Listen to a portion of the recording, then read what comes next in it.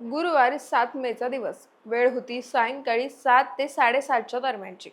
जालना शहरातील चंदनजिरा परिसरात खून का बदला खून या मानसिकतेमधून एक थरारक घटना घडली. दोन अल्पवयीन मुलांनी एका साथीदारासह जितेंद्र आळसूळ या 35 वर्षीय तरुणाची भरचौकात धारदार शस्त्रांनी हत्या केली. गुरुवारी जितेंद्रच्या मुलीचा वाढदिवस होता, त्यामुळे तो सायंकाळी चंदनजिरा परिसरात आपल्या पत्नीला व मुलीला भेटायला आला होता. पण त्याच वेळी हल्लेखोरांनी जितेंद्रच्या पत्नीसमोरच त्याला निर्घृणपणे संपवलं. आपल्या पतीचा डोळ्यांसमोर जीव जात असताना हतबल होऊन पाहण्यापलीकडे पत्नी आशाकडे कोणताही पर्याय नव्हता. दरम्यान जितेंद्रच्या शरीरावर सपासप वार केल्यानंतर आरोपी त्यांच्या मोटारसायकलवरून पळून गेले. तर दुसरीकडे या घटनेनंतर चंदनजिरा परिसरात चांगलीच खळबळ उडाल्याचं पाहायला मिळालं होतं. पोलिसांनी या घटनेची माहिती मिळाल्यानंतर त्यांनी अवघ्या 4 तासांच्या आत दोन अल्पवयीन मुलांना ताब्यात घेतलं. तर त्यांचा एक साथीदार फरार असून त्याचाही शोध घेतला जातोय. पण जितेंद्र अडसूला इतक्या निर्दयीपणे का संपवण्यात आलाय? त्याच्या हत्येचा आणि अल्पवयीन आरोपींच्या अटकेचा थरार कसा घडला आणि एफआयआर मध्ये मैताच्या पत्नीनं नेमकं काय काय सांगितलंय ते या व्हिडिओतून जाणून घेऊयात. नमस्कार, मी पूजा आणि आपण पाहताय देदनका. मंडळी, सगळ्यात आधी जितेंद्रची 26 वर्षीय पत्नी आशानं चंदनजिरा पोलीस ठाण्यात दाखल केलेल्या एफआयआर मध्ये काय म्हटलंय ते पाहूयात. त्यांनी सांगितलंय की त्या चंदनजिरा भागातील आझाद चौक परिसरात राहतात. तर स्वतःचा व मुलांचा उदरनिर्वाह करण्यासाठी SRJ कंपनीतील कॅन्टीनमध्ये मजुरीचं काम करतात.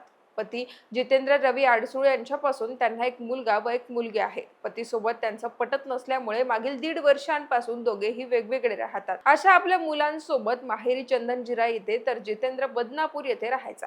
पण अधूनमधून जितेंद्र हा पत्नीला व मुलांना भेटायला चंदनजिरा परिसरात यायचा.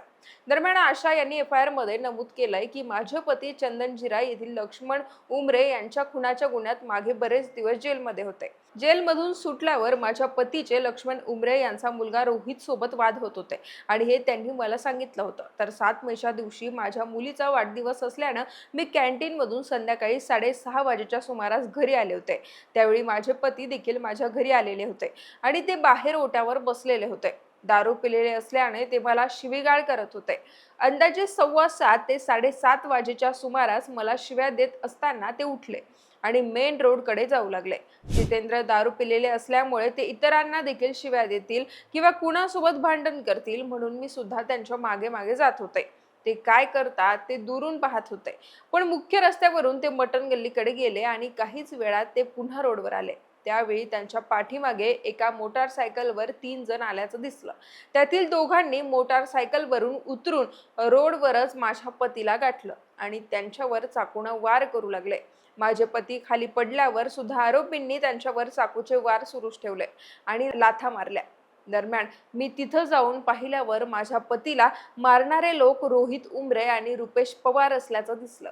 तसंच त्यांच्या सोबत मोटारसायकलवर आणखी एक अनोळखी मुलगा होता.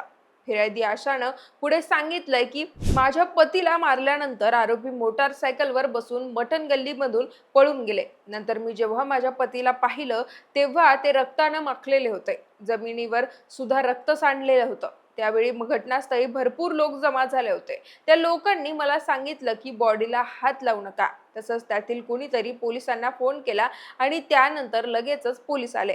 त्यांनी माझ्या पतीला जालना येथील सरकारी दवाखान्यात नेलं. पण त्यानंतर मला पोलिसांकडून समजलं की माझ्या पतीचा मृत्यू झालेला आहे. तर मंडळी, अशा शब्दात जितेंद्रच्या पत्नीनं एफआयआर मध्ये घटनाक्रम सांगितल्यानंतर पोलिसांनी रोहित उमरे, रुपेश पवार आणि एका अनोळखी मुलावर खुनाचा गुन्हा दाखल केला. BNS कायद्यातील कलम 103 उपकलम 1 आणि कलम 3 उपकलम 5 अंतर्गत ही कारवाई करण्यात आली आहे. हे तिन्ही आरोपी चंदनजिरा परिसरातीलच रहिवासी असल्याचं कळतंय. दरम्यान आरोपींवर गुन्हा दाखल झाल्यानंतर त्यांच्या शोधासाठी जालना जिल्ह्याचे नवीन SP तेगबीर सिंग संधू यांनी लगेचच तपासाची चक्र फिरवत आरोपींना पकडण्याचे आदेश दिले. त्यावर PI बाळासाहेब पवार यांच्या मार्गदर्शनाखालील पथकानं तांत्रिक विश्लेषण आणि गुप्त माहितीच्या आधारे तपासाला सुरुवात केली. त्यात आरोपी हे सिल्लोड येथील तांडा बाजार भागात लपून बसल्याची खात्रीशीर माहिती पोलिसांना मिळाली. त्यानंतर पोलिसांनी त्या ठिकाणी छापा टाकून 2 अल्पवयीन मुलांना ताब्यात घेतलं. त्यांच्या चौकशीतून अशी माहिती समोर आली की अटकेतील एका मुलाच्या वडिलाचा 5 वर्षांपूर्वी चंदनजिरा भागातच खून झाला होता आणि त्या खून प्रकरणात जितेंद्र आडसूळ हा मुख्य आरोपी होता। तो अनेक दिवस जेलमध्येच होता, पण काही दिवसांपूर्वी जामिनावर बाहेर आला होता। त्यानेच वडिलाची हत्या केली होती। त्या हत्येचा बदला घेण्यासाठी त्याला मारलं, असा खुलासा आरोपीनं पोलीस तपासात केलाय। दरम्यान या आरोपींच्या जबाबातून पोलिसांनी सुंदरनगर भागातून गुन्ह्यात वापरलेले 2 खंजीर आणि मोटारसायकल जप्त केली आहे। तर या हत्याकांडातील आरोपींचा तिसरा साथीदार फरार असून पोलीस सध्या त्याचा शोध घेत आहेत। बाकी आरोपी जामिनावर सुटल्यानंतर खून का बदला खून या मानसिकतेमधून घडलेल्या या घटनेमुळे जालना शहर पुरतं हादरून गेलंय। जिल्ह्यात गुन्हेगारीच्या घटनांनी टोक गाठल्याचं आता बोललं जाऊ लागलंय। आता या घटनेसंदर्भात तुमची काही मतं किंवा प्रतिक्रिया असतील तर आम्हाला कमेंटमध्ये कळू शकता।